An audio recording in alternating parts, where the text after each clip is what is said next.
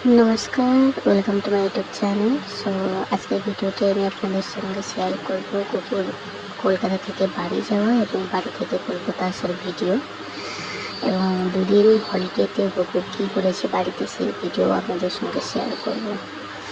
So basically আমি already একটা video ছেড়েছি যেটাতে গপু কলকাতা থেকে ঘন্টায় যাচ্ছে, তারপরে দুদিন বাড়িতে থেকে তারপরে কলকাতা আবার ফিরে আসছে। সো ডে ওয়ানে গপু সোনা এবং কার্তিক সোনাকে আমি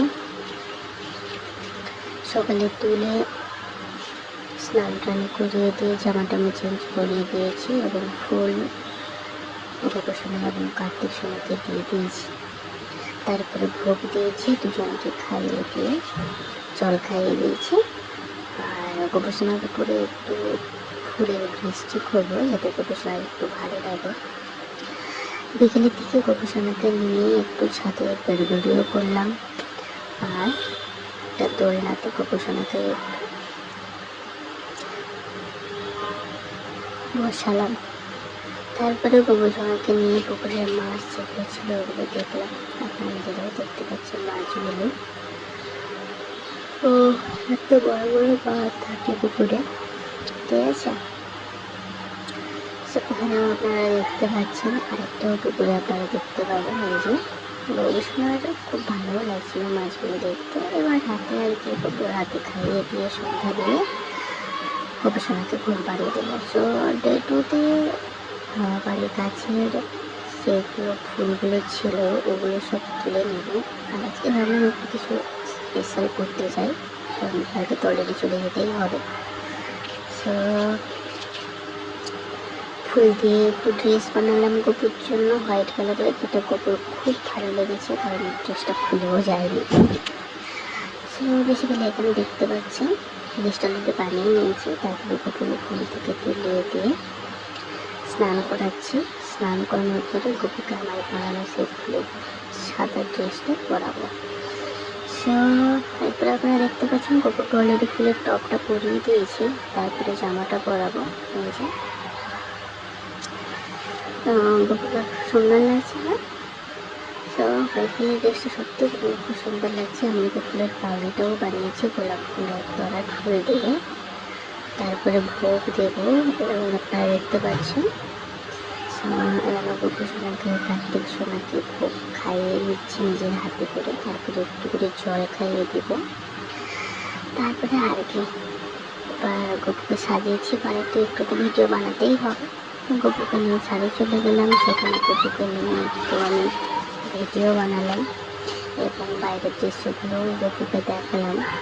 তারপরে রাস্তার পাশে কিছু টিউব গাছ হয়েছিল, সেগুলো দেখে তুলে এনে বাড়ির ছাদেও লাগিয়ে দিলাম। লাস্টায় কী করবো, রজনীগন্ধা গাছের সঙ্গে গপুকে নিয়ে একটু ভিডিও বানালাম। আপনারা দেখতে পাচ্ছেন গাছের নিচে আমার গপু বসে আছে, সুন্দর লাগছে গপুকে। তারপরে সন্ধ্যা যেহেতু হয়ে গেছিল, সন্ধ্যা তার জন্য গপুর ফুলের ড্রেসটা খুলেও দিয়েছি, ড্রেস চেঞ্জ করিয়ে নিয়েছি। সন্ধ্যা আরতি দিয়ে প্রসাদ দিয়ে কার্তিক সোনা আর গপু সোনাকে খাইয়ে দিলাম। খাইয়ে দেওয়ার পরে তারপরে ঘুম পাড়িয়েও দিলাম। তারপরের দিন সকালে তো এমনিতেও কলকাতা আসতে হতো।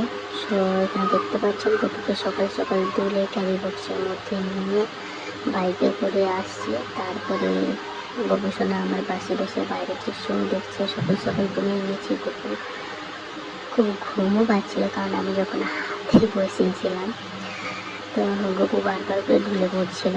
সো এখানেও আপনারা দেখতে পাচ্ছেন খুব গরমের জন্য গপুকে আমি বাইরে বসেও রেখেছি কারণ খুব গরমও ছিল। এমনকি গপুর ড্রেসও খুলে যাচ্ছিলো বারবার করে। তো আমি ফার্স্টে বুঝতে পারছিলাম না যে গপুর গরম লাগছে বলে। দেখুন আমি বারবার করে জামাটা ভালো করে বাঁধছি কিন্তু বারবার করে গপুর জামাটা খুলে যাচ্ছে। যাই হোক, গরমের ওয়েদারে তারপর যখন বাস থেকে নামলাম দেখলাম খুব বৃষ্টি পড়ছে। সো আর কি গপুকে নিয়ে হোস্টেলে চলে এলাম। হোস্টেলে নিয়ে এসে গপু স্নান করে ড্রেসও পরিয়ে দিলাম, ঠিক আছে। ড্রেস পরিয়ে দিয়ে গপুকে একটু ভালো করে সাজিয়েও দিলাম।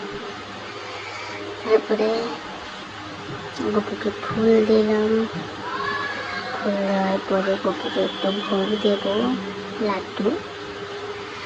সো এখানে দেখতে পাচ্ছেন। তারপরে গপুকে একটু খাইয়ে দিয়ে গপুর যা যা ড্রেস ছিল ওগুলো আমি ধোবো। সেখানে দেখতে পাচ্ছেন গপুর ছোট্ট বাড়িতে জামাগুলো সব দিয়েছে। দুদিন না থাকার কারণে ফুল গাছগুলো খুবই মুরছে গেছিলো, যার জন্য আবার জল দিলাম। যাই হোক, এখন যেহেতু ফুলের গাছগুলো ঠিকও হয়ে গেছে। সো ভালো লেগে থাকলে ভিডিওটি লাইক, কমেন্ট, শেয়ার করতে ভুলবেন না। Thank you.